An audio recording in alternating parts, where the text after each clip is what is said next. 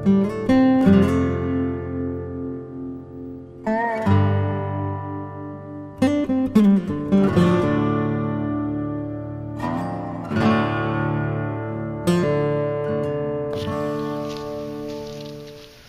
guys, this is Spiffy Guy, and this is going to be part one of a couple videos in a series on this next adventure that I'm taking. As you can see by the books here, this is the River to River Trail.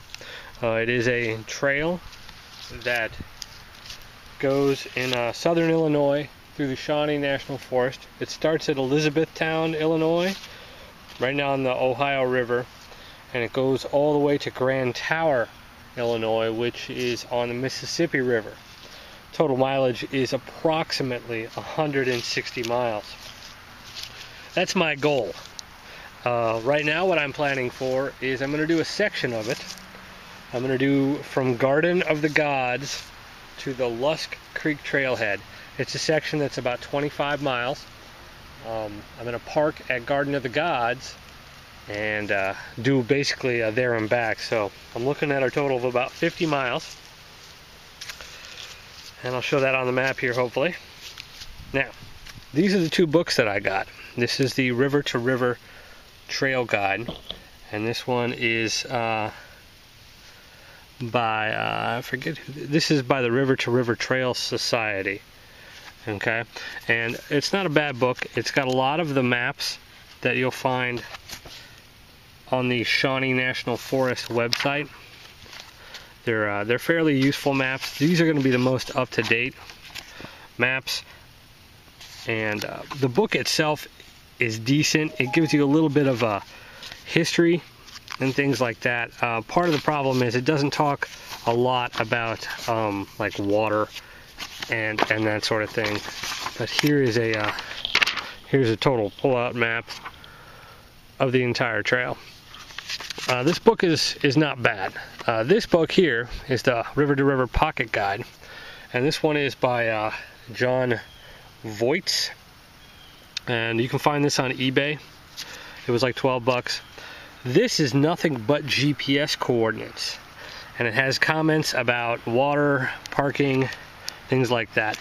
This book, in my opinion, is better than that book. I've gotten more information out of this one. I've got GPS coordinates that I can use and plan out my route, and I kind of know where I'm getting water. So if you were going to get one book, I would suggest this book. I did find one GPS point that looks way off the map. I mean, it doesn't seem to be en route with the rest of them. I sent the author an email about a month and a half ago, and I haven't heard anything. So this is my plan. I'm going to show you the gear that I'm taking. First up, I'm hauling all of this in the ULA circuit, and I will show you all this gear packed up in the ULA circuit once I show all the systems. If you have any questions about specific systems, if you want more detail, just let me know, and I can do a video on those. I've done a video on some of them, but the ULA circuit is a really good pack. I just got a little hand sanitizer and a compass thermometer on the outside here. It all fits in there, and it's pretty light. So let's get going, and I'll show you my sleeping stuff. Okay, first off, we have the underquilt. This is a 3-layer Insultech underquilt that I made, and I'll put the weights underneath everything as I kind of discuss it. This is my blue sleeping bag, and that's pretty much what we're going to call it. It's a Swiss Sport. I got it free from the now defunct campinggeartv.com. It is a craptastic sleeping bag. It says it's rated at 35. I've seen 45. I don't know. I survived in this sleeping bag and a fleece liner to 12 degrees, so it can be done. Moving on, I'm going to show, just kind of move down the table here. This is my insulation coat. It is a Champion C9 coat. I bought it at Target for 20 bucks. It is warm. It is a little bulky, and it's a little heavy. as you can see by the weight that I will put right down there. Anyway, it works, and that's kind of what I was going for. You could get a lot less if you went with a like a Patagonia, a Nano Puff or something like that. That's down. It's going to compress and be a lot lighter. But this was cheap, 20 bucks. Moving on to cheap, we have rain gear. If you saw the rainy day hike, you'll see that this stuff works. This is the Dry Ducks Ultralight 2 pants and jacket. This jacket works real well in the morning when it's cold and there's a little bit of wind. And if you're just wearing, normally I would just wear a long sleeve, like REI lightweight thermal, and that would be my only shirt that I'm bringing. So this works real nice to cut the wind. Clothing wise, we have long johns, an extra pair of socks, a hat, a pair of glove liners, and out of my pocket, the buff, the merino wool buff. Don't leave home without it, folks. To complement the sleeping, should I get super duper cold, I have a little heat sheet by Survival Outdoors, just in case. So, moving over here, got the hammock, and I have a bug net in there, but I may take it out. It's been pretty cold. I took out my bug spray, but I'm just, I don't know, it might get a little warm during the day. Maybe bugs will come out, I don't know. Got hammock straps. This is the polycryo ground sheet that I have. So that basically takes care of the hammock and the sleeping. Right up here, this is a contractor grade trash bag. This is basically a pack liner. All the stuff goes in this. I twist it up at the top, fold it in, keeps everything dry. The pack cover, which may seem redundant because I have this pack cover works as a gear loft. It also works at keeping anything on the outside of the pack dry. And a lot of the stuff is going to go into this mesh pouch here on the front. And as well as I drape my fleece across the top so I can get to it easier, and it takes up less bulk inside the bag. So I find the pack cover worth the extra whatever weight that I'm going to put down here. It is. Cooking, pretty standard. I've gone over this. I've got, this is a Coleman Max, 800 milliliter with pot cozy. Inside I have my Caldera clone that I made. We've got the Red Bull stove. I've been rocking this. It works out well. Folding Optimus titanium spoon, lid for the pot, top for the cozy, and fuel, lighter, and a little kid's medicine cup to measure the fuel out. So all of this is not too bad. It's pretty light. Water wise, I carry 2 water bottles, a 1 liter and a 700 milliliter. I may replace this with a 1.5 just to get a little bit more. I have to see if it fits in the pocket with the 700. I have a 3 liter Big Sip Platypus. I could probably get away with a 1 liter, but I have the 3, so I might as well use it. This goes with my water filter. This is the Sawyer 3-in-1. This is a tie-back bag with the hoses to connect all this stuff together. The Sawyer 3-in-1 will ride in this fleece pouch, which I can put around my neck and stuff inside my shirt to make sure that this does not freeze. If temperatures get below freezing, this will freeze, and that's the end of the filter. So this will probably be the last trip with that because it's getting cold. So this is the Bushcraft USA 12x10 tarp in snake skins. I put it an extra ridge line. It's got self-tension and guy outs. I've got videos on that. MSR groundhog stakes. They're light and they work well. Toggles for my hammock. It all fits inside a little tie-back bag that I made. We got carabiner kit, 1 beaner for the tarp, figure 9 for the other end of the tarp. I got a couple small S beaners for for hanging my underquilt and hanging my pack cover. So that's that. Fire kit. This is pretty simple. Ziploc bag, little bag of char cloth, flint and steel, some fire straws, I carry a lighter in my pocket as well as my cook kit. So there's my fire redundancy. I also have a Swiss Army knife and a flashlight in my pocket. I carry that every day. Compass. This is a Sunto M3. Don't buy a Silver Ranger. They will bubble. A little fleece pouch. This stuff right here will be in the pockets of the circuit, and I'll show you that here. I just got some gum, a little notepad, pencil, and my maps. I went ahead and printed out just the sections out of those two books that I showed earlier of what I'm doing. That way I don't have to carry the whole book, and I can write on it, and I have just the sections. I'm going to have my phone and a charger, which charges this camera, GorillaPod, headlamp. This is a Petzl Tika Plus 2. Really like it, works well. GPS is a Garmin 20. I got some batteries and my sit pad that I can use to kneel on if I'm making fires. I can also use that to stick underneath my back or my leg should I need a little extra insulation. So all of this gear right here, all of that fits in that backpack, and I'm going to show you how I do that right now. Alright, so the first thing I do is I got my pack liner in there, and I'm just going to stuff my sleeping bag in there. Get it in the corners, punch it down there, it fits. Next, I'm going to stick in my underquilt. This Insultech stuff doesn't really like to stuff too well.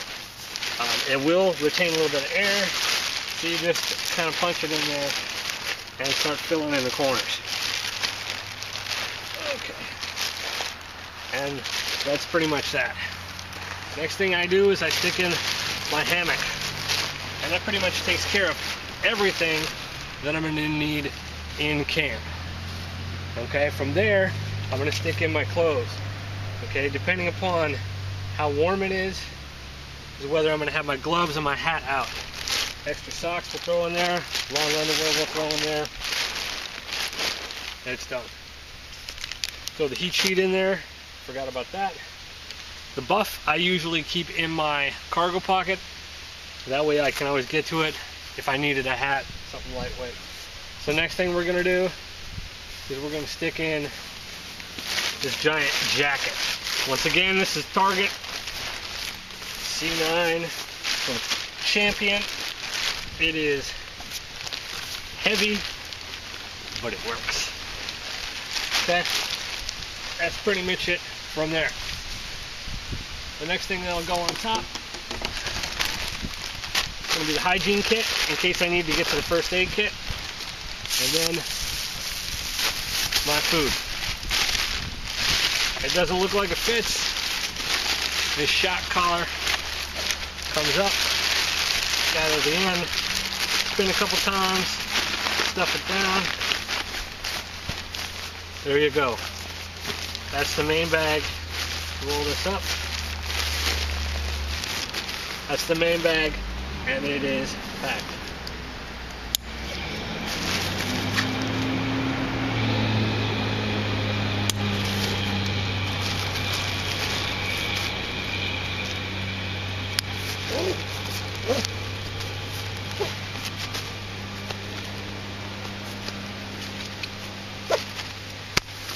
It's the main section, and it's packed.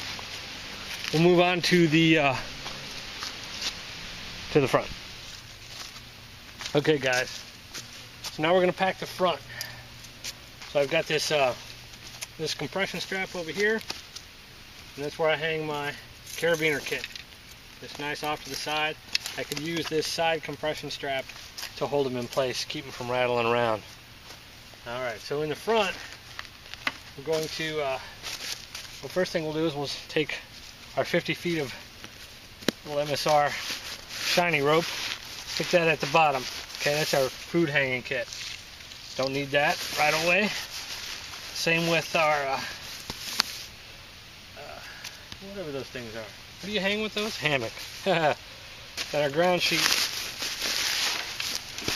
As you can see, the pack is very light and it just moves like crazy. Alright, so then we got steak kit. And then down the center, we're going to put the big giant burrito.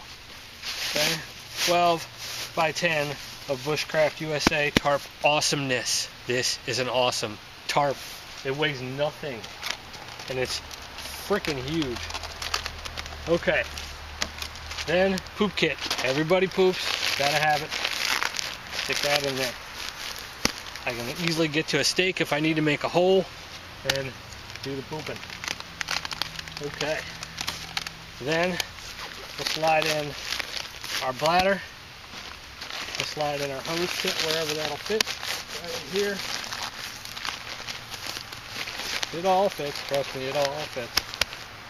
And then we slide in our filter. Okay? And that's a rough how to pack that section from the side. Usually I do it from the front, but I don't want to block the camera. It's a little bit easier to do it from the front. Then dry ducks. Shake off the dust. Slide those up through here. I put the pants on one side. I put the jacket on the right hand side so I can actually easily get to it if I need to. Not that I can put the jacket on while I'm hiking, but if I needed to, I could get to it. Goes right there, and then right down the center we have the sit pack. Adjust. There you go. That's the back of the pack. It's packed now. Okay, on the left side of the pack, you take the cook kit. Pick this tip up from Shug, everybody's favorite hammock guy. It will fit. It will fit. It will fit. So it's easier if the pack doesn't move on you. Cook kit in there. Then in the left pocket, we've got fire kit. We've got compass. We've got pencil and paper. We've got maps. These pockets are huge. And we've got gum. And I could probably stuff more stuff in there if I really wanted to. But I'm in a hurry. Alright, let's move to the other side. Okay, over on the right side, in our pouch, we have headlamp. We have batteries. We have Gorilla Pod. I can put my phone in here. I can also put any Cliff Bars or snacks or whatever that I want for the day. We're going to stick our water bottles in there. There's one. There's two. These are easily accessible with the pack cover on. I mean, the pack cover doesn't completely tightly seal, but I mean, it's good enough. And that's pretty much on the right side. So let's flip this thing over. Okay, on the front, knife. I got a Mora clipper. It's attached on there. GPS goes right here. Now these yellow things, they can come off if you wanted to, or I could strap a water bottle on here as well. I kind of don't like it when I get moving. It kind of bothers me, particularly if the bottle's empty, and it works well over here. All right, so on top, we'll just loosen this up real quick. We take our pullover fleece, we stuff it through there, get it all nice, kind of a little bit towards the front. Cinch that up, stuff the strap. We take our handy dandy pack cover. There's usually a top and a bottom. Find the top. So as you can see, the pack cover doesn't really quite come all the way around on the inside. Let's see if you can see that. But it does well to keep all the contents of the pack on the pack, in the pack, and cover the back. And that's pretty much it. The entire thing, base weight, not including food and water, is about 19.5 pounds. I'll post up the gear grams list at the in the description. As far as clothes that I'm wearing, let me show you those real quick. I'm just gonna have my Columbia Ridge convertible pants. I've got my Brooks Cascadia shoes. These are Thorlo Expedia socks. The only problem with these socks is they are ankle cut, and so my ankles have gotten a little chilly on some of these day hikes. On top I got REI lightweight polar dry base layer. That's pretty much all I'm going to wear. I'll have on my head, instead of a hat, I'll have blaze orange. It's hunting season, folks. Don't get shot. Although with a giant blue pack cover, one would hope they don't shoot me. And I got the buff in the pocket, and that's about it. I mean, I'm ready to roll. I got the trekking poles, which I didn't show because they're over there in the Jeep. But that's pretty much my pack. If you got any questions, let me know what the pack looks like on. So on the next video, I will be actually on the trail.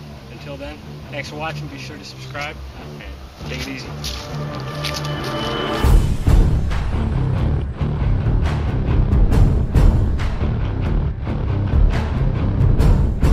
Knock knock.